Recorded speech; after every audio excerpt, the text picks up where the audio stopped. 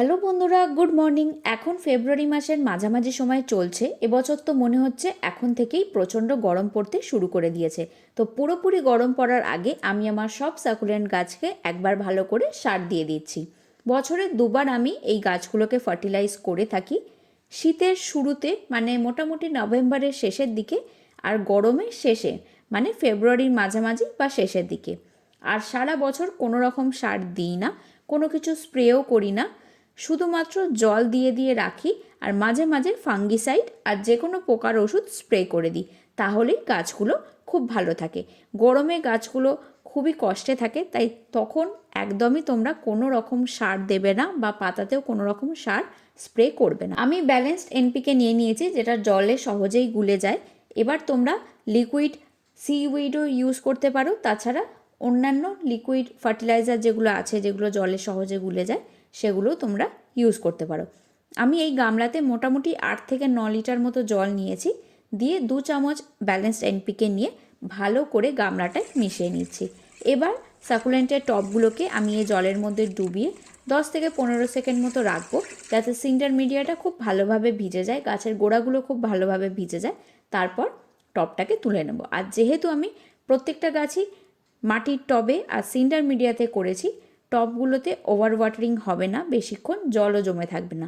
তোমরা দেখতেই পাচ্ছ টবগুলো যখনই তুলছি সঙ্গে সঙ্গে নিচ থেকে এক্সট্রা যা জল আছে সেগুলো কিন্তু বেরিয়ে যাচ্ছে। আমি এই গামলাটা ইউজ করি কারণ যে জলগুলো বেরিয়ে যাচ্ছে সেগুলো নষ্ট না হয়, এই গামলাতেই জমে। একদম শেষে এই জলগুলোই আমি অন্যান্য গাছে দিয়ে দিই।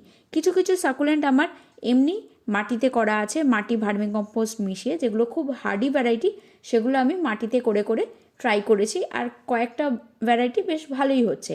এই জলগুলো আমি ফেলে না দিয়ে সেই গাছের টবগুলোতে দিয়ে দিই। এভাবে রাখলে খুবই ভালো থাকে। আর আমি দেখেছি বিশেষ করে আমাদের এই ওয়েদারে সিন্টার মিডিয়াতে গাছগুলো তুলনামূলকভাবে ভালো থাকে আর গরমেও সারভাইভ করে। সেটাই আমি চেষ্টা করেছি, গাছগুলোকে বারবার অনেক মিডিয়াতে বসিয়ে বসিয়ে চেষ্টা করে দেখেছি, আর সিন্টার মিডিয়াতে ভালো রেজাল্ট পেয়েছি বলেই আমি বেশিরভাগ গাছই এভাবেই করি। আর জলও আমি এভাবেই দিই। শীতকালে মোটামুটি 7 দিন পর পর জল দিলেই হয়, আর গরমকালে সেটা 10 বা 12 দিন পর পর জল দিতে হবে। কিন্তু রেগুলার নিয়ম করে জলটা দিতে হবে, না হলে গরমে যদি রুটসগুলো শুকিয়ে যায়, অনেক দিন জল ধরো পেলো না, শুকিয়ে গেল, এবার যখন আমরা জল দেব তখন ওই শুকনো রুটসগুলো সবসময় আর ভালো হয় না, সেগুলোতে পচন ধরে যায়। সেই জন্যই যদি রেগুলার একটা নিয়ম মেনটেন করে আমরা একটু চেক করে করে জল দিতে থাকি, তাহলে কিন্তু গাছগুলোর রুটসও ভালো থাকবে। আর যেহেতু মাটির টবে করছি, গাছগুলো রুটসগুলো পুড়ে যাবে না, একটু ঠান্ডা থাকবে তুলনামূলকভাবে। আর কালো টব তোমরা অ্যাভয়েড করবে। প্লাস্টিকের টবে তোমরা অনেকেই করো, কিন্তু কালো টব গরমে তো জানোই কতটা গরম হয়ে যায়, তো সেই টবগুলো একটু অ্যাভয়েড করবে।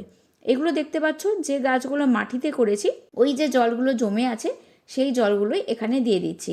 এগুলো কিন্তু আমি পুরো গামলার মধ্যে বসিয়ে রাখিনি, কারণ তাহলে খুব বেশি জল যদি এখানে হয়ে যায়, মাটিতে যেহেতু করা ওভার ওয়াটারিং হয়ে যাবে।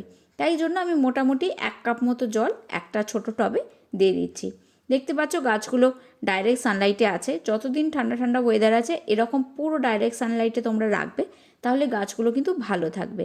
আর গরম এলে গরমের কেয়ার আমি আলাদা বলে দেবো, আগেও আমার চ্যানেলে ভিডিও আছে। আবার গরম আসার সঙ্গে সঙ্গে আমি প্রত্যেকটা গাছের আপডেটও দেবো, আর কোথায় রাখছি কীভাবে রাখছি সেটাও তোমাদের সঙ্গে শেয়ার করব। তো আজকের ভিডিওটা এখানেই শেষ করছি, পরের ভিডিওতে খুব তাড়াতাড়ি দেখা হবে।